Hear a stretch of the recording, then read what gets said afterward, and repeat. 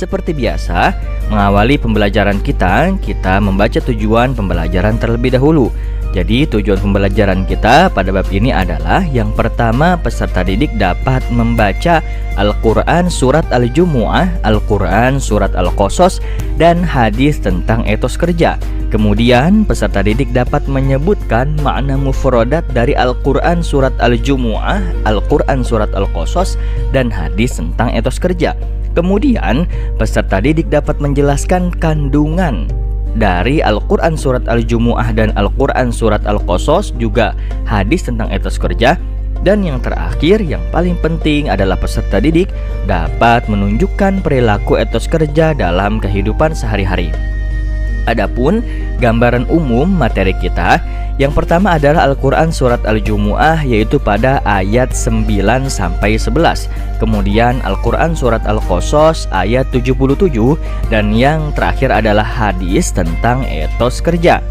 Mari sama-sama kita simak bacaan Al-Quran Surat Al-Qasas ayat 77. وابتغ فيما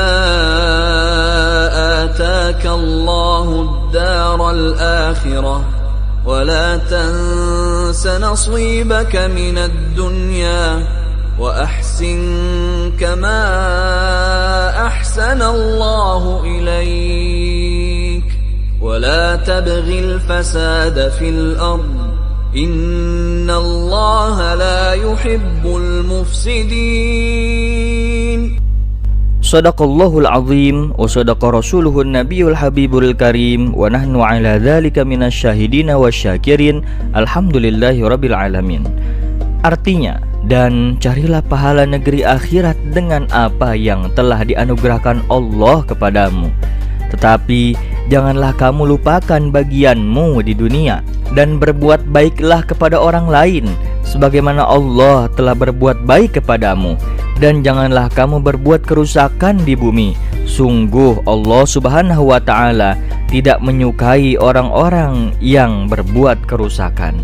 Al-Quran Surat Al-Qasas ayat 77.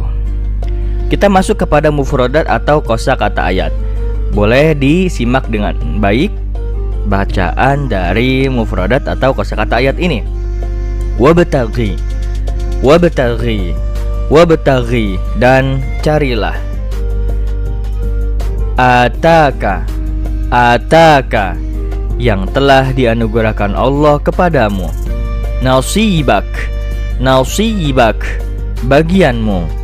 Wala tabghi, wala tabghi, janganlah kamu berbuat. Penjelasan ayat. Di awal ayat ini Allah Subhanahu wa ta'ala memerintahkan agar orang-orang yang beriman dapat menciptakan keseimbangan antara usaha untuk memperoleh keperluan duniawi dan keperluan ukhrawi, tidak mengejar salah satunya dengan cara meninggalkan yang lain. Nabi Muhammad SAW sangat mencela orang yang hanya mengejar akhirat dengan meninggalkan dunia, apalagi menjadi beban orang lain dalam nafkah. Pernah Rasulullah SAW mendapati seorang anak muda yang selalu berada di masjid. Kemudian beliau bertanya kepada para sahabat, siapakah yang memberi nafkahnya? Para sahabat menjawab, ayahnya. Beliau melanjutkan perkataannya bahwa ayahnya lebih baik daripada anaknya. Dia semestinya mencari nafkah sehingga tidak menjadi beban orang lain. Hadirin yang dimuliakan Allah, mengejar akhirat penting, namun jangan sampai meninggalkan dunia, apalagi menjadi beban orang lain. Karena pada dasarnya manusia terdiri dari jasmani dan rohani. Oleh karenanya penting bagi manusia untuk menyeimbangkan antara kepentingan jasmani atau material dan rohani atau spiritual dalam diri manusia itu sendiri. Selanjutnya, ayat ini juga memerintahkan kepada manusia untuk berbuat baik kepada Allah Subhanahu wa ta'ala dan sesamanya. Kewajiban berbuat baik ini sebagai perwujudan sifat-sifat Allah yang Maha Rahman dan Rahim, yang Maha Pengasih lagi Maha Penyayang kepada seluruh makhluknya. contoh perbuatan baik yang kita bisa lakukan selama kita hidup di dunia ini. Yang pertama adalah berbuat baik pada nikmat Allah Subhanahu wa Ta'ala berupa harta.